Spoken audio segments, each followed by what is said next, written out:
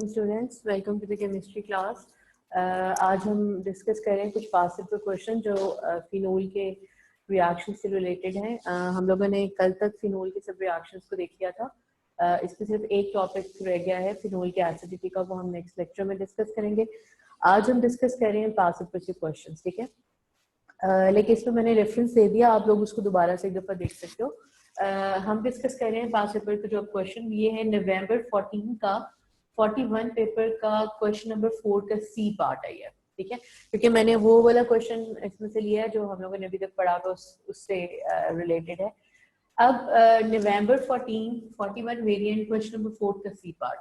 Question क्या है कि फिनोल 2 हाइड्रोक्सी बेंजोएट एक एंटीसेप्टिक है, इट्स एन एंटीसेप्टिक, ठीक है। और आपके पास स्ट्रक्चर जो है वो एंटीसेप्टिक कंपाउंड गिवन है। अब फर्स्ट ऑफ ऑल आप ये देखो कि इसके अंदर कौन कौन से फंक्शनल ग्रुप्स हैं। सबसे पहले मतलब क्वेश्चन आता है, first thing comes in your mind वो ये होना चाहिए कि मुझे फंक्शनल ग्रुप को देखना है कि कौन सा फंक्शनल ग्रुप है और कौन सा स्पेसिफिक फंक्शनल ग्रुप के स्पेसिफिक रिएजेंट से रिएक्ट करना है। अब इसमें ये देखो कि मेरे पास बेंजीन के साथ डायरेक्ट OH अटैच है, तो उसका मतलब है फिनोल है। एक फंक्शनल ग्रुप हो गया इसके अंदर फिनोल, ठीक है। ऑल्दो ये क्वेश्चन नहीं पूछा हुआ, लेकिन हम अपनी अंडरस्टैंडिंग के लिए इसको कर रहे हैं। अगले पार्ट में मेरे पास ये जो दूसरा फंक्शनल ग्रुप है ये वाला, ये एस्टर लिंकेज है, इसका मतलब है दूसरा फंक्शनल ग्रुप मेरे पास एस्टर लिंकेज आ गया, ठीक है। अब आते हैं क्वेश्चन के ऊपर। आपको ये जो कंपाउंड गिवन है इसमें आपने क्या करना था कि जो रिएजेंट्स गिवन है उनके साथ क्या स्ट्रक्चर हो रहा है, किसी से रिएक्शन हो रहा है, स्ट्रक्चर ऑफ द प्रोडक्ट लिखना है और टाइप ऑफ रिएक्शन लिखना है। देखो फर्स्ट ऑफ ऑल सबसे पहला रिएजेंट जो है वो है सोडियम। आप सबको पता है सोडियम जो है वो किसके साथ रिएक्ट करेगा, इन दोनों में से फिनोल के साथ रिएक्ट कर सकता है, एस्टर के साथ सोडियम रिएक्ट नहीं करता। इसका मतलब है कि यहाँ पे क्या होगा कि जो एस्टर वाला पार्ट है वो इंटैक्ट रहेगा, सिर्फ और सिर्फ फिनोल वाला पार्ट जो है उसमें सोडियम आ जाएगा। अब आप देखो इसको जब आप इस तरीके से करोगे तो स्ट्रक्चर ऑफ द प्रोडक्ट कैसे बनेगा कि एस्टर लिंकेज इंटैक्ट रहेगी, वैसे इसी तरीके से आप लिख लोगे, ठीक है। अब इसको आपने इस तरह से लिख दिया। और आपका जो फिनोल वाला पार्ट है, when it reacts with sodium, तो हमने पढ़ा था कि ये फेनॉक्साइड आयन बनाता है। अब आप देखो इस केस में सोडियम 0 से मतलब और साथ के बनता है हाइड्रोजन, ठीक है। तो अगर आप ये देखो मुझे structure of the main product लिखना होता है, मतलब जो साइड प्रोडक्ट है उसको उसने नहीं कहा हुआ, स्ट्रक्चर ऑफ ऑर्गेनिक प्रोडक्ट आपको सिर्फ लिखना है। अब आप देखो अगर आप इस रिएक्शन को देखो तो इसमें जो साइड प्रोडक्ट बनता है वो बनता है हाइड्रोजन। अच्छा, अब हुआ क्या कि सोडियम 0 से +1 में चला गया, मींस ऑक्सीडाइज हो गया, और हाइड्रोजन +1 से 0 में चला गया। इसका मतलब है कि ये रिड्यूस हो गया। हाइड्रोजन नहीं लिखना, मेन प्रोडक्ट लिखना है, ऑर्गेनिक प्रोडक्ट लिखना है। तो टाइप ऑफ रिएक्शन क्या हो गया, हम इस टाइप ऑफ रिएक्शन को रिडॉक्स कह सकते हैं। दोबारा देख लो इस वाले क्वेश्चन को। हमने देखा कि 2 हाइड्रोक्सी बेंजोएट जो है वो फिनाइल 2 हाइड्रोक्सी बेंजोएट एक एंटीसेप्टिक है, और आपको इन 3 रिएजेंट्स के साथ उसके रिएक्शन के प्रोडक्ट्स लिखने हैं। तो फर्स्ट ऑफ ऑल हमने ये रूल आउट कर लिया कि इसके अंदर कौन से फंक्शनल ग्रुप्स है। तो हमने देखा कि फंक्शनल ग्रुप इसमें बेसिकली 2 हैं, एक फिनोल है और एक एस्टर लिंकेज है। तो सोडियम किसके साथ रिएक्ट करेगा, सोडियम सिर्फ और सिर्फ एस्टर के साथ रिएक्ट नहीं कर सकता, सिर्फ फिनोल के साथ रिएक्ट करेगा। और आपके पास जो प्रोडक्ट आएगा मैंने उसका स्ट्रक्चर लिख दिया। टाइप ऑफ रिएक्शन क्या होगा, हमने देखा कि इसमें जो टाइप ऑफ रिएक्शन होगा वो क्या होगा कि हाइड्रोजन रिलीज होती है। तो इसका मतलब है कि हाइड्रोजन +1 से 0 में रिड्यूस हुआ, सोडियम 0 से +1 में ऑक्सीडाइज हुआ। तो जो टाइप ऑफ रिएक्शन उसको मैंने रीडॉक्स कह लिया। हम कह सकते हैं कि रीडॉक्स रिएक्शन था ये पहले वाला। अच्छा, अब उसके बाद नेक्स्ट देखो, नेक्स्ट क्या था कि aqueous bromine excess as a reagent use कर रहे हैं, और आपने बताना है कि इसमें प्रोडक्ट क्या होगा। अब दोबारा वही बात कि आप देखो कि सबसे पहले जो 2 फंक्शनल ग्रुप हैं उनमें कौन सी चीज रिएक्ट कर सकती है एक्वियस ब्रोमीन के साथ। आपको पता है ऑल्दो इसके अंदर इरीन भी है, मतलब बेंजीन है इसके अंदर दोनों साइड पर, लेकिन जो बेंजीन है वो एक्वियस ब्रोमीन के साथ रिएक्ट नहीं करती। बेंजीन हमेशा रिएक्ट करता है लिक्विड ब्रोमीन के साथ, और वो रिएक्शन अनलेस नहीं होता जब तक हैलोजन कैरियर नहीं होता। इसका मतलब है इस केस में भी रिएक्शन जो है फिनोल के साथ होगा। और हमने पढ़ा था कि फिनोल के केस में क्या होता है, 2,4,6 ट्राई ब्रोमोफिनोल जो है वो फॉर्म होता है। अब यहाँ पे देखो बच्चों, अगर मैं इसको बनाने की कोशिश करूंगी तो सबसे पहले दोबारा वही कॉन्सेप्ट के आपके पास जो एस्टर लिंकेज है वो इंटैक्ट रहेगी, ठीक है। एस्टर लिंकेज को आपने जो है वो चेंज नहीं करना। अब ब्रोमीन ये OH है, इसके रेफरेंस से 2,4,6 पे ब्रोमीन लगना है। अब फर्स्ट ऑफ ऑल सबसे इंपॉर्टेंट बात, अगर मैं फॉर एग्जांपल इसको रेफर करूं तो ये फर्स्ट है, ये सेकंड है, ये थर्ड है, ये फोर्थ है, ये फिफ्थ है और ये सिक्स्थ है। तो इसका मतलब 2, 4, 6 पे लगना था, ठीक है, 2 पे लगना था, 4 पे लगना था और 6 पे। टू पोजीशन ऑलरेडी ऑक्युपाइड है, तो मुझे कहाँ पे लगाना है, इसको 4 पे, और मुझे कहाँ पे लगाना है, इसको 6 पे। इसका मतलब है 2 4 6 ट्राइब्रोमोफिनोल जैसा पहले बन रहा था एग्जैक्टली उसी मैनर में होगा, लेकिन बिकॉज ऑलरेडी ऑक्युपाइड है सेकेंड पोजीशन तो आप उसमें BR नहीं लगाओगे। अब ये टाइप ऑफ रिएक्शन क्या होगा, बिकॉज इस पे फिनोल जो है वो चेंज नहीं हुआ हुआ बल्कि आपके बेंजीन रिंग के अंदर सब्स्टिट्यूशन है, तो name of mechanism is electrophilic substitution. तो मैकेनिज्म का नाम क्या हो गया, मैकेनिज्म का नाम हो गया electrophilic substitution, because it involves the substitution of hydrogen of the benzene, इसलिए इलेक्ट्रोफिलिक सब्स्टिट्यूशन हो गया। दोबारा देख लो, एक्विस ब्रोमीन ने जब रिएक्ट किया, फिनोल के साथ रिएक्ट करना है, एस्टर लिंकेज इंटैक्ट रहेगी, एस्टर लिंकेज को मैंने एसएच निकाल दिया। और फिनोल में हमने पढ़ा था कि whenever aqueous bromine is used, ये कल के लेक्चर से रिलेटेड है, और हमने ये पढ़ा था कि 2,4,6 ट्राइब्रोमोफिनोल बनता है। अब ऑलरेडी सेकंड पोजीशन, या आप इसको in other way 6th position कह सकते हो, 6th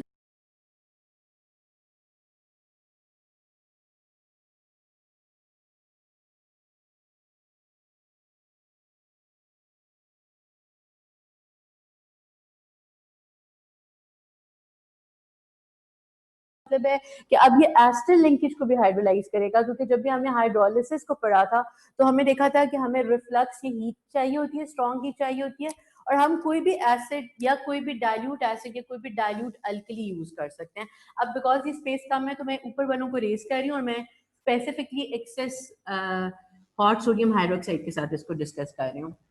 अच्छा, अब इसमें ये देखो बच्चों, यहाँ पर क्या है, फर्स्ट ऑफ ऑल जब भी आप एक्सेस हॉट सोडियम हाइड्रोक्साइड ले रहे हो तो पहली चीज जिसने चेंज होना है वो क्या है, वो होगा फिनोल, और फिनोल जो है सोडियम हाइड्रोक्साइड नेगेटिव बना देगा। अब keep this thing clear in your mind कि अगर ये हॉट नहीं होता, ये सिर्फ एक्टिव सोडियम हाइड्रोक्साइड होता तो सिर्फ फिनोल रिएक्ट करता है, एस्टर लिंकेज ब्रेक नहीं होती, लेकिन because we are taking excess hot तो इसका मतलब है एस्टर लिंकेज ब्रेक होगी।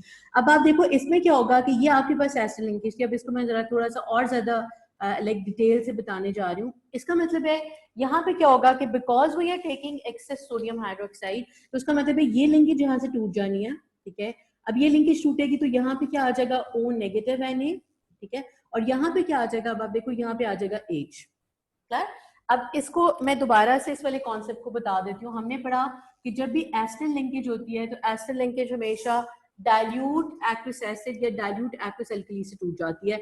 ये एस्टर लिंकेज हुई, ये टूट गई, ठीक है, और यहाँ पे क्या आ जाएगा, यहाँ पे आ जाएगा OH, यहाँ पे आ जाएगा H, लेकिन because we are using sodium hydroxide तो दैट्स व्हाई जो कार्बोक्सिलिक एसिड बना, that carboxylic acid would be neutralized by the sodium hydroxide, और आपके पास जो प्रोडक्ट है वो क्या बना, ONA, ठीक है।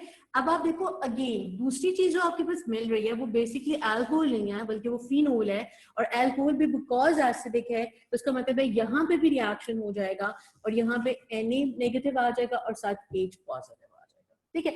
अब आप देखो इसका जो एंड प्रोडक्ट है, मैं सबको एंड प्रोडक्ट जो है वो लिख रही हूँ। एंड प्रोडक्ट क्या होगा, ये सारा मैंने बताया। एंड प्रोडक्ट ये होगा ONA आ जाएगा, ONA आ जाएगा, ठीक है, और साथ आपके पास जो दूसरा प्रोडक्ट आएगा वो फिनोल था, लेकिन बिकॉज वो भी एसिडिक था तो ये पॉजिटिव और नेगेटिव आ जाएगा। तो इस तरीके से आपके पास होगा। अब अगेन ये टाइप ऑफ रिएक्शन क्या है, पहली बात कि you can write it hydrolysis because ester linkage break हुई है, और इधर you can write acid based reaction because phenol acidic था तो वो रिएक्ट किया, ठीक है। अब ये वाला क्वेश्चन सबको क्लियर हो कैसे, इनको जरा अनम्यूट करें ताकि साथ साथ जो है ना वो जो ये प्रॉब्लम है वो डिस्कस होते हैं।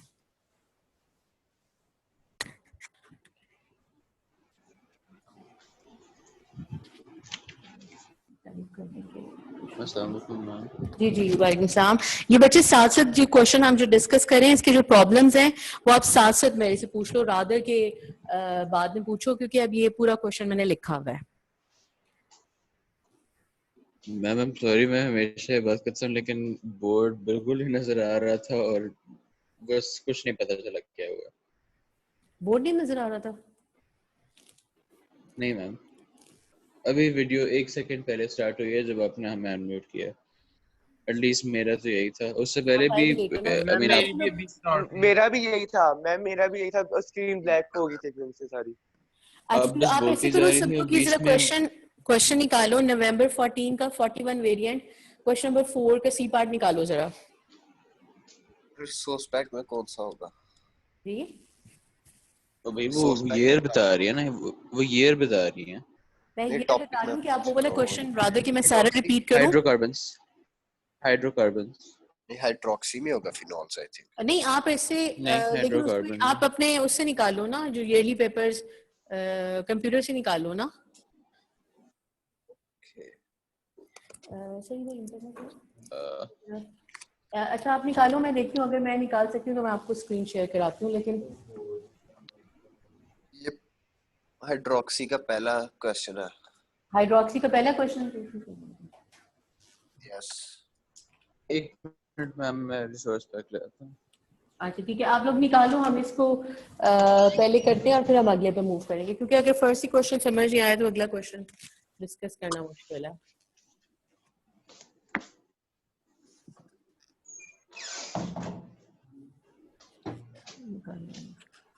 अब हाइड्रोक्सी कंपाउंड जो उसका फर्स्ट क्वेश्चन आपकी पेपर 4 की बुकलेट्स में है। इसको भी अनम्यूट कर देना।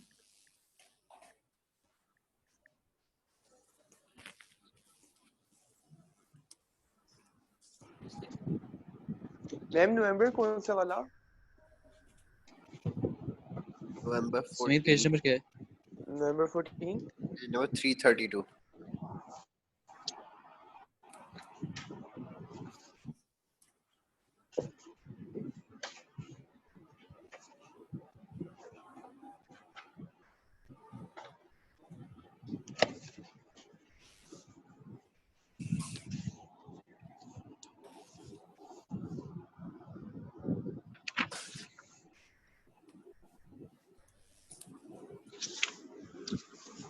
मैम इस पर उन्होंने वो रेफरेंस नहीं दिया हुआ कौन सा क्वेश्चन है पास्ट पेपर्स में। दिया तो है top right. Sumit question number कौन सा है? Question number 4 C part. अच्छा मेरा ऑन अ सीरियस नोट नहीं है। मिसप्रिंट होगा। नहीं क्वेश्चन के साथ रेफरेंस ही नहीं है। अच्छा चलो रेफरेंस बाद में देख बिल्कुल लेना, नहीं। क्वेश्चन मिल गया सबको। मैम मुझे नहीं पता चल रहा कौन सा क्वेश्चन है, क्योंकि मेरे पास तो बस क्वेश्चन नंबर है। नहीं क्वेश्चन नंबर कौन सा समीत आपके पेपर्स पे? ये क्वेश्चन नंबर 1 है हाइड्रोक्सी का। हाइड्रोक्सी का क्वेश्चन नंबर 1 हाँ, निकालो ना अहमद। तो उसका जो 332 है, फिर मेरा क्वेश्चन 5 है, उसका मेरा एडिशन मुझे मुश्किल डिफरेंस लग रहा है। बल्कि मैं आपको आप वो देखो क्वेश्चन की स्टेटमेंट देख लो ना, सेकंड आपका शायद वो माइट भी थोड़ा पीछे ही थोड़ा आगे होगा। ये पिक्चर भेजी है मैंने व्हाट्सएप।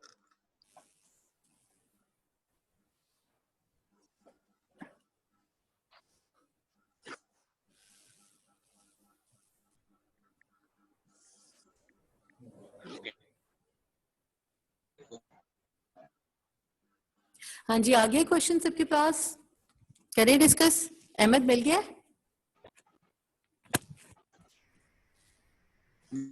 कहाँ चले गए हो भाई?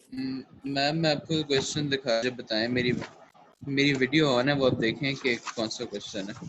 ये तो नहीं है उसमें ये देखो ना, स्टेटमेंट है, पहली स्टेटमेंट है यही है। यही है। हाँ जी यही है, ठीक है।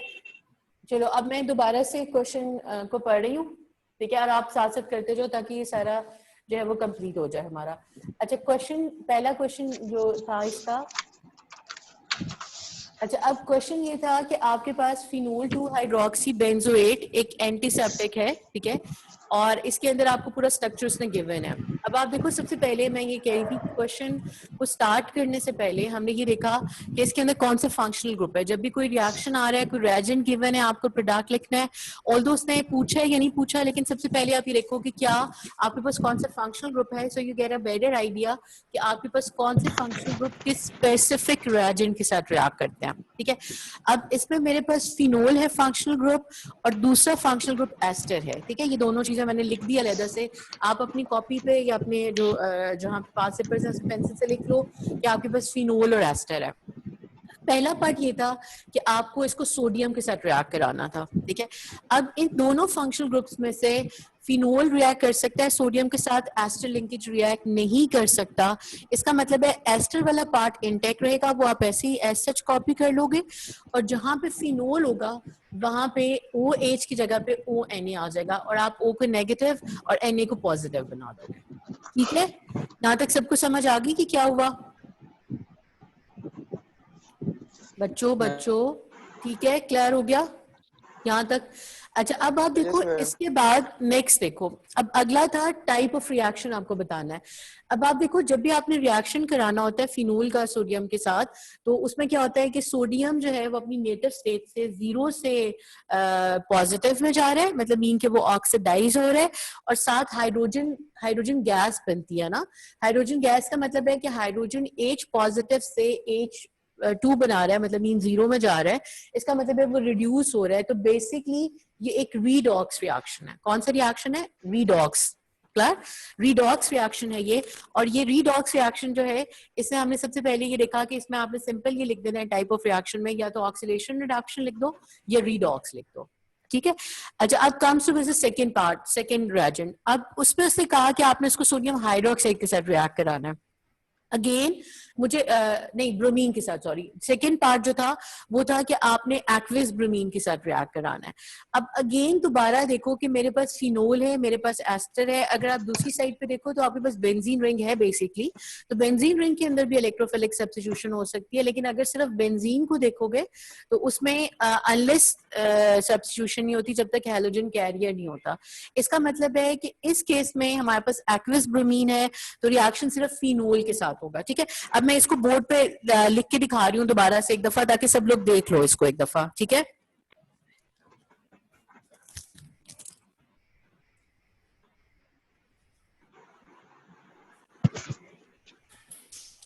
अच्छा, अब इसमें हमारे पास ये जो अगला वाला पार्ट था वो था हमारे पास एक्वियस ब्रोमीन, ठीक है।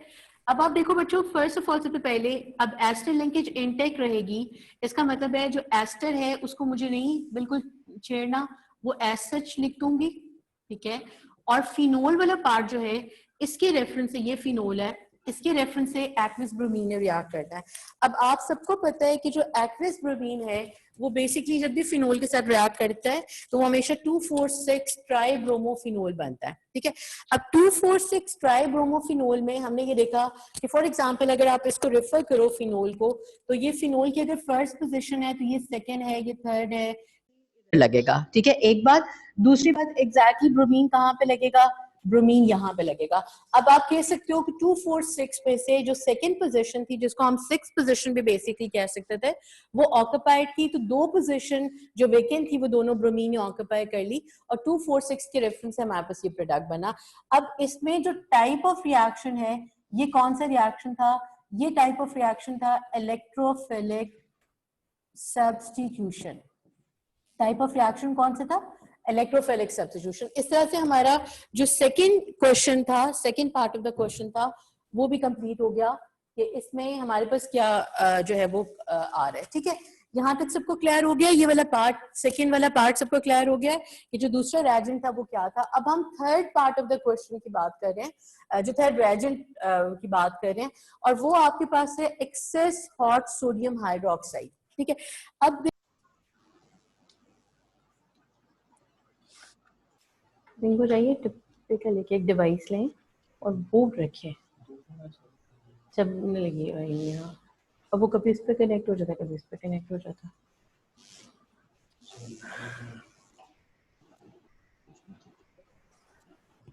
हाँ जी, ये क्लियर हो गया सबको? ये वाला पार्ट यहाँ तक क्लियर हो गया? दरमियान में डिस्कनेक्ट हो गया था मुझे लगता है। यस मैम, अब क्या बस ठीक है। आ रही है थ्रू आउट। अब अगला वाला, ये वाला क्लियर हो गया यहाँ तक सबको? तब कट रहा था। अब नेक्स्ट वाला जो है, मैं लास्ट वाला पार्ट इसका बताने जा रही हूँ, ठीक है। और उसके बाद मैं आपको 2 क्वेश्चंस लिख देती हूँ, पहले आप वो क्वेश्चंस ढूंढ लो, ठीक है, और उसके बाद फिर हम उसको डिस्कस करते हैं। अच्छा, अब लास्ट पार्ट इसका जो था, इसका जो लास्ट पार्ट है, last part of this question is excess hot sodium hydroxide, ठीक है। ये है excess hot aqueous sodium hydroxide. ठीक है, अच्छा अब ये याद रखो बच्चे कि जो सोडियम हाइड्रोक्साइड है बिकॉज वो अल्कली है, इसका मतलब है सबसे पहले वो फिनोल के साथ तो रिएक्ट करेगा, बिकॉज अल्कली हमेशा एसिड के साथ, फिनोल एसिडिक है उसके साथ रिएक्ट करेगा। अब बिकॉज वो ये यूजिंग एक्सेस हॉट, तो इसका मतलब है कि ये excess hot is capable of hydrolysing this ester linkage. ठीक है, इस एस्टर लिंकेज को भी ये ब्रेक कर सकेगा। इसका मतलब है यहाँ पे ये रिएक्शन किस तरह से होगा कि आपका हॉट सोडियम हाइड्रोक्साइड जब आप यूज करोगे तो वो सोडियम हाइड्रोक्साइड क्या कर देगा कि आपके एस्टर लिंकेज को भी ब्रेक डाउन कर देगा और फिनोल वाले पार्ट को भी जो है वो रिएक्ट कर लेगा उसके साथ। अब देखो मैं लिख रही हूँ, मतलब लाइक फर्स्ट ऑफ ऑल मैं सिर्फ ये लिख रही हूँ। अब इसमें देखो फिनोल के साथ सोडियम हाइड्रोक्साइड ने रिएक्ट किया। अब ये टाइप ऑफ रिएक्शन क्या था, बिकॉज ये वाला एसिडिक था, सोडियम हाइड्रोक्साइड अल्कली थी, मैं लिख सकती हूँ यहाँ पे कि ये एसिड बेस रिएक्शन है। ठीक है, और you can either write neutralisation reaction. अब अगले वाले पार्ट में अब आप देखो जो एस्टर लिंकेज है, एस्टर लिंकेज ब्रेक हुई, आपके पास ये एस्टर लिंकेज थी फॉर एग्जांपल। ठीक है, फॉर एग्जाम्पल मेरे पास ये एस्टर लिंकेज थी, ये एस्टर लिंकेज ब्रेक हो गई सोडियम हाइड्रोक्साइड की वजह से, और जब सोडियम हाइड्रोक्साइड की वजह से ब्रेक हो गई तो मेरे पास बाकी प्रोडक्ट क्या था, यहाँ पे OH था, यहाँ पे H था, लेकिन because I am using aqueous alkali, इसमें इस वजह से ये क्या हो जाएगा, यहाँ पे रादर कि मैं कार्बोक्सिलिक एसिड बनाऊं, sodium salt of carboxylic acid बनेगा क्योंकि मेरे पास सोडियम हाइड्रोक्साइड है। अगली चीज हमारे पास जो सेकेंड चीज बन रही है वो फिनोल है, वो अगेन एसिडिक है, अल्कोहल नहीं है। इसका मतलब है यहाँ पे भी फिनोल के साथ भी रिएक्ट कर जाएगा और आपके पास ये बनेगा। ठीक है, अब आप देखो आपके पास बेसिकली दो प्रोडक्ट बनेंगे और ये दो प्रोडक्ट इस तरीके से बनेंगे। अब ये टाइप ऑफ रिएक्शन क्या होगा, एसिड बेस्ड रिएक्शन था because of this part and it is hydrolysis, even alkaline लिख लो या सिंपल हाइड्रोलिसिस भी लिख लोगे तो काफी होगा, क्योंकि हाइड्रोलिसिस में हमने पढ़ा था कि हमेशा एसिड लिंकेज ब्रेक होती है।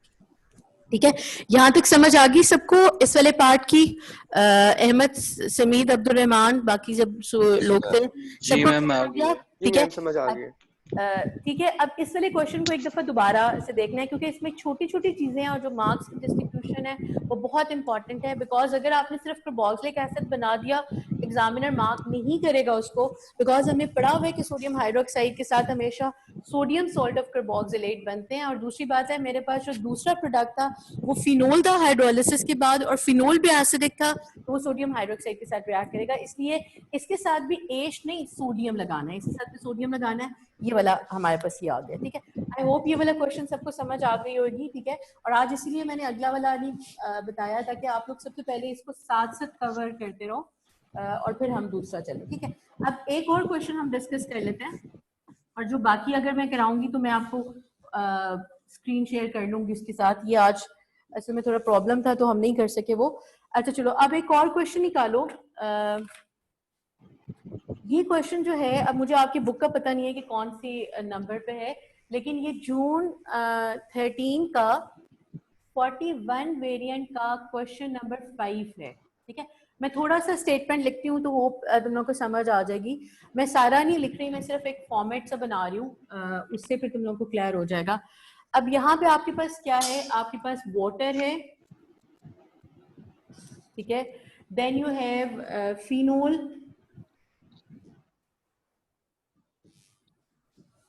ठीक है, एक कार्बोक्सिलिक एसिड है,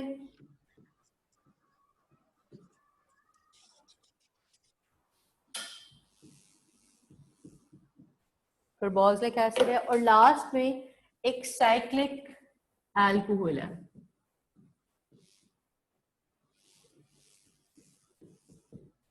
ठीक है, और इन तीन जो चार आपके पास कंपाउंड है उनको आपको तीन रिएजेंट के साथ रिएक्ट करना है, सोडियम के साथ, पोटेशियम हाइड्रोक्साइड के साथ और सोडियम कार्बोनेट के साथ। ठीक है, अच्छा क्वेश्चन मिला है, ये मुझे लगता है आपने जो क्वेश्चन किया इससे अगले वाले क्वेश्चंस में से होगा।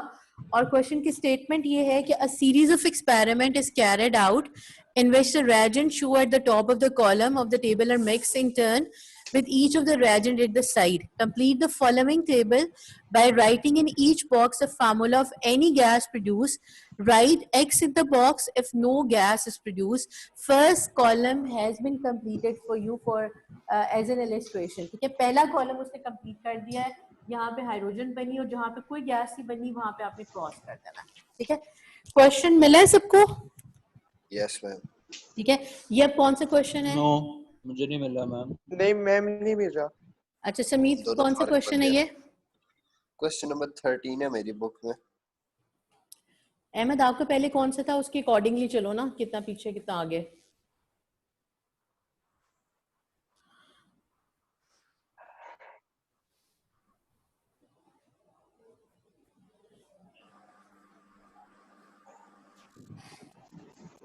ये आयोडो फॉर्म वाला तो नहीं है? अहमद आपके पास पुराना वर्जन है इन पास पेपर्स का? मैम मुझे लगता है मेरे पास नया है, क्योंकि इसमें रेफरेंसेस नहीं है कुछ। वो बताया हुआ कौन सा है। अच्छा अभी देखो ना, ये आपको नजर आ जाएगा, आगे करो ना। हाँ मैम, मिल गया मुझे, मिल गया। ये कौन सा क्वेश्चन था अब्दुल क्वेश्चन रहमान? 5 आपका ही कौन है। सा क्वेश्चन? हाँ क्वेश्चन 5 है मैम। आप भी देखो अहमद, क्वेश्चन नंबर 5 है या नहीं है? देखिए मैम, मई जून के इधर। हाँ ठीक है ठीक है ठीक है, मिल गया मिल गया। 5 तो मैंने अभी किया है। अच्छा उससे आगे वाला 5 होगा तो फिर।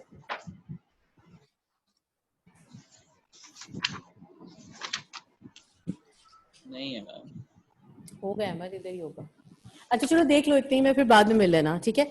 अच्छा क्वेश्चन यहाँ पे ये था कि आपके सोडियम के साथ रिएक्शन कराना है। अगर कोई गैस रिलीज हो रही है तो आपने उसको लिखना है, और अगर कोई गैस रिलीज नहीं हो रही तो आपने क्रॉस कर देना उसको, ठीक है। अब फर्स्ट ऑफ ऑल सबसे पहले ये देखो कि हमने क्या किया कि सोडियम था फिनोल के साथ रिएक्ट कर सकता है। कौन सी गैस रिलीज होती है? हाइड्रोजन, मैंने लिख दिया। सोडियम कार्बोक्सिलिक एसिड के साथ रिएक्ट करता है, हाइड्रोजन रिलीज होती है, मैंने लिख दिया। Sodium can react with alcohol even, और ये हाइड्रोजन बनती है, ठीक है। हम ये डिस्कस कर रहे थे लास्ट लेक्चर में। अब उसके बाद पोटेशियम हाइड्रोक्साइड जो है वो रिएक्ट करता है फिनोल के साथ, बिकॉज ये अल्कली है, फिनोल एसिडिक है, लेकिन गैस रिलीज नहीं होती, इसलिए आप इसको भी क्रॉस कर दोगे, ठीक है। पोटेशियम हाइड्रोक्साइड रिएक्ट करते हैं कार्बोक्सिलिक एसिड के साथ, लेकिन गैस रिलीज नहीं होती, क्योंकि उसे लिखा हुआ है, अगर आप स्टेटमेंट देखो बच्चों तो उसमें स्पेसिफिकली लिखा हुआ है in each box the formula of the gas produce, write X in the box if no gas produce. अगर कोई गैस नहीं बन रही तो आपने एक्स लिखना है, और फिनोल के साथ तो रिएक्शन ही नहीं होता, यहाँ पर भी आपने एक्स लिख दिया, या आप इसमें सिंपली लिख दो कि नो रिएक्शन, ठीक है, लेकिन एक्स उसने कहा हुआ है। अच्छा अब अगला वाला जो पार्ट है वो हमने देखा कि इस केस में सोडियम कार्बोनेट फिनोल के साथ रिएक्ट नहीं करता, रिएक्शन नहीं होता, क्रॉस हो गया। सोडियम कार्बोनेट कार्बोक्सिलिक एसिड के साथ रिएक्ट करता है, कार्बन डाइऑक्साइड प्रोड्यूस होती है, मैंने नेम ऑफ द गैस लिख दिया। और अगले पार्ट में सोडियम हाइड्रोक्साइड आपके पास अल्कोहल जो है उसके साथ रिएक्ट नहीं करता और कोई गैस प्रोड्यूस नहीं होती, इसमें आपने एक्स लिख दिया, ठीक। तो इस तरीके से आपका जो है ये वाला कंप्लीट हो गया। ये 5 मार्क का क्वेश्चन है। इसका जो अगला वाले पार्ट्स है ना दोनों, आई सजेस्ट कि अब आप अहमद मिला है क्वेश्चन या नहीं? मैं तुम्हें मैं पिक सेंड कर दूं इसकी। मैम मेरा 9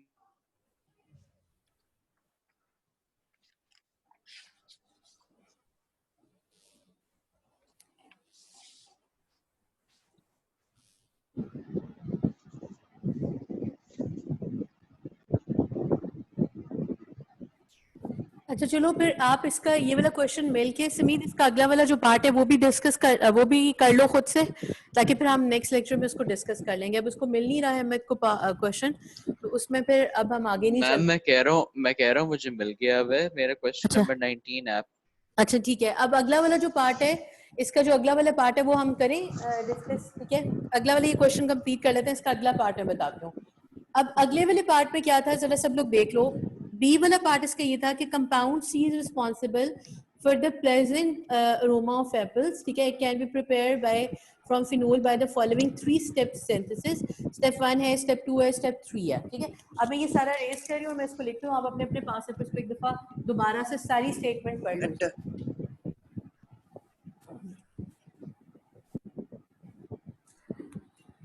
अच्छा अब इसमें हमारे पास फिनोल था, ठीक है। फर्स्ट स्टेप में फिनोल चेंज हो गया, ये स्टेप 1 है।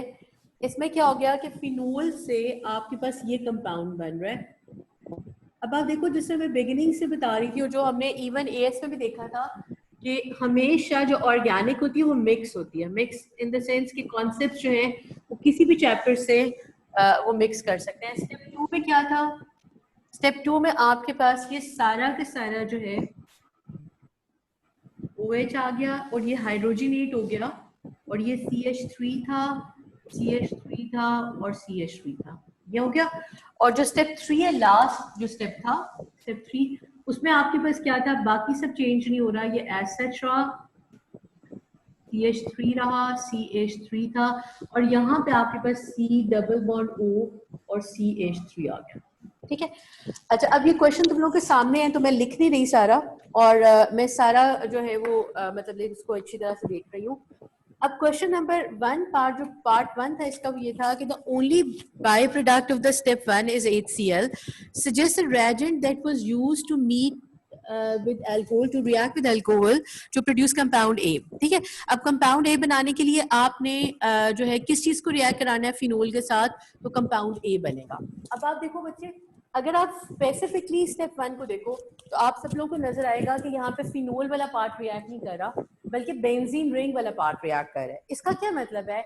हमने देखा था कि बेंजीन रिंग में जब भी इलेक्ट्रोफिलिक सब्स्टिट्यूशन होती है और ये वाला पार्ट अटैच हो रहा है, तो उसका मतलब है ये वाला पार्ट स्पेसिफिकली पॉजिटिव होगा, ऐसे है, ये वाला पार्ट पॉजिटिव होगा। और जब ये वाला पार्ट पॉजिटिव है तो उसका मतलब है it must be attach with the halogen, ताकि ये इलेक्ट्रोफाइल बन सके। ठीक है, अब मेरे पास पहले स्टेप का रिएजेंट क्या होना चाहिए? वो ऐसे होना चाहिए कि CH3 के साथ 3CH3 अटैच्ड है और साथ कोई भी हैलोजन है, से फॉर एग्जांपल एक Cl है। अब अगर तुम लोग को थोड़ा सा आइडिया हो तो ये रिएक्शन हमने पढ़ा था फ्रेडल-क्राफ्ट एल्काइलेशन में। ठीक है, हम लोगों ने देखा फ्रेडल-क्राफ्ट एल्काइलेशन में कि जब भी रिएक्शन होता है तो फ्रेडल-क्राफ्ट रिएक्शन में ये होता है कि हैलोजन कैरियर की प्रेजेंस में आपके पास कोई भी हैलोकेन रिएक्ट करता है। इस केस में ये आपके पास रिएजेंट होगा और साथ AlCl3 हैलोजन कैरियर होगा। ठीक है, ये वाला पार्ट सबको क्लियर हो गया बॉयज? ठीक है, ये वाला पार्ट क्लियर हो गया, चलें आगे। ठीक है, अच्छा अगला वाला पार्ट आंसर में इसका स्ट्रक्चर बनाना है या बस इसका नेम लिखना? उसे सजेस्ट रिएजेंट लिखा हुआ है ना, तो either you can right the structure और आप उसका स्ट्रक्चरल फार्मूला ऐसे करके भी लिख सकते हो। ठीक है, व्हेनेवर इट इज स्ट्रक्चर तो कोई भी लिखा जा सकता है, ऐसे भी लिख सकते हो। ठीक है, अच्छा चलो अब अगला पार्ट क्या था? The type of reaction. AlCl3 लिखना है? नहीं AlCl3 नहीं, सिर्फ रिएजेंट पूछा हुआ है, कंडीशंस नहीं पूछे हुए। AlCl3 हैलोजन कैरियर कंडीशन में आएगा। अच्छा, type of reaction in step 2। अब स्टेप 2 में क्या हो रहा है समीत, आप बताओ स्टेप 2 में क्या हो रहा है? स्टेप 2 में जो डीलोकलाइजेशन थी 3 डबल बॉन्ड की, ठीक है, वो सारे के सारे खत्म हो रहे हैं। इसका मतलब है डबल बॉन्ड सेचुरेट हो रहा है। तो डबल बॉन्ड सेचुरेशन को हम क्या कहते हैं? टाइप ऑफ रिएक्शन क्या होगा? हाइड्रोजनेशन टाइप ऑफ रिएक्शन, ये एडिशन होगा। ठीक है, तो आप ऑल्दो हाइड्रोजनेशन लिख सकते हो, लेकिन आई सजेस्ट कि आप इलेक्ट्रोफिलिक एडिशन लिखो। ठीक है, क्योंकि जब भी डबल बॉन्ड सेचुरेट हो रहा होगा तो वो हमेशा आप इसको एडिशन लिख सकते हो। इसकी मार्किंग स्कीम देख लेना कि इलेक्ट्रोफिलिक एडिशन को उसने मार्क करा हुआ है या सिर्फ एडिशन को मार्क किया हुआ है। और even you can right hydrogenation, इस केस में आप हाइड्रोजनेशन भी लिख सकते हो। ठीक है, अब लास्ट वाला जो स्टेप था उसमें लिखा हुआ है कि नेक्स्ट आपने रिएजेंट बताने और कंडीशन रिक्वायर्ड फॉर स्टेप 3। ठीक है, स्टेप 3 में क्या हो रहा है अब्दुल रहमान? क्या हो रहा है स्टेप 3 में? स्टेप 3 में ये हो रहा है कि आपके पास एक अल्कोहल है और वो एस्टर में चेंज हो रहा है। मतलब है एस्टेरिफिकेशन हो रही है बेसिकली। एस्टेरिफिकेशन में क्या चाहिए होता है? एस्टेरिफिकेशन में हमने देखा था कि अल्कोहल कार्बोक्सिलिक एसिड के साथ रिएक्ट करेगा, तो इस केस में जो आपके पास रिएजेंट होगा वो क्या होगा? मेथनोइक एसिड, कार्बोक्सिलिक एसिड मतलब एथेनोइक एसिड, और कंसंट्रेटेड सल्फ्यूरिक एसिड और रिफ्लक्स जो है वो कंडीशन में आएगा। ठीक है, अगर उससे सिर्फ इसमें उससे रिएजेंट्स ऑफ कंडीशन पूछे हुए हैं, इसलिए आप सब लिखोगे, आप एथेनोइक एसिड लिखोगे और सिमिलरली कंसंट्रेटेड सल्फ्यूरिक एसिड लिखोगे और रिफ्लक्स लिखोगे। ठीक है, अब सिर्फ लास्ट मिनट रह गया हमारी मीटिंग का। इसका जो अगला वाला पार्ट है वो ये है कि आपको state the reagent condition to convert C into B, है ना? इसका मतलब है reverse of this reaction. Reverse of this reaction क्या है? हाइड्रोलिसिस। और हाइड्रोलिसिस में हम क्या यूज करते हैं? हाइड्रोलिसिस में हम यूज करेंगे कोई भी डाइल्यूट एसिड। आप डाइल्यूट सल्फ्यूरिक एसिड लिख लो, डाइल्यूट HCl लिख लो और साथ आप उसको रिफ्लक्स कर लो। समझ आई कुछ पार्ट? ठीक है, क्लियर हो गया सबको? अब इसका C पार्ट तुम लोगों ने खुद करना है घर पे। ठीक है। इसका जो सी वाला पार्ट है वो खुद करना है, और ये सारा टॉपिक एक दफा ये वाला और इरीन्स दोबारा करना है, क्योंकि अब नेक्स्ट लेक्चर में मैंने आपको 3-4 और क्वेश्चंस देने हैं जो हम इधर ही डिस्कस कर लेंगे सब, ठीक है।